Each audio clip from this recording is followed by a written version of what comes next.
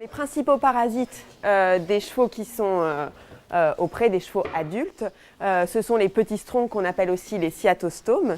Pourquoi ce sont les plus importants? Parce qu'ils sont très pathogènes, donc ils peuvent provoquer de la diarrhée, de l'amaigrissement, voire de la mortalité. C'est quand même encore assez fréquent.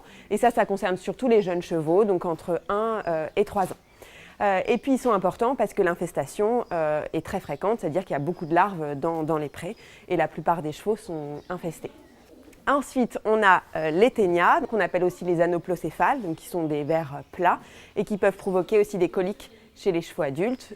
Pareil, les chevaux s'infestent plutôt en pâture. Et puis ensuite, on a des parasites qui sont un petit peu moins importants.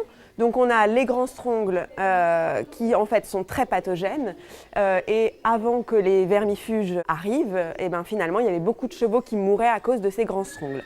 Mais comme il y a des vermifuges qui sont arrivés sur le marché, qu'on a dit qu'il fallait vermifuger fréquemment les chevaux, maintenant ces grands strongles c'est quand même assez rare. On peut en retrouver plutôt dans des écuries où on vermifuge pas du tout les chevaux ou alors il y a une très forte concentration d'équidés. Et donc ça provoquait vraiment des coliques mortelles.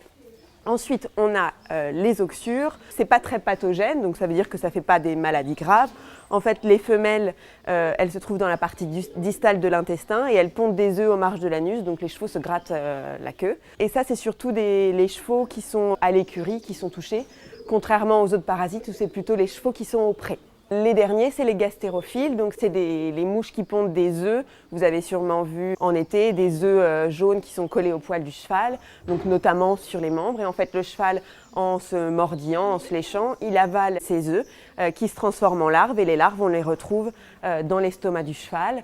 C'est pas très pathogène, on peut avoir un peu d'amaigrissement, un petit peu de baisse de forme, des petites coliques après le repas, un petit peu d'anémie, mais rien de très spécifique.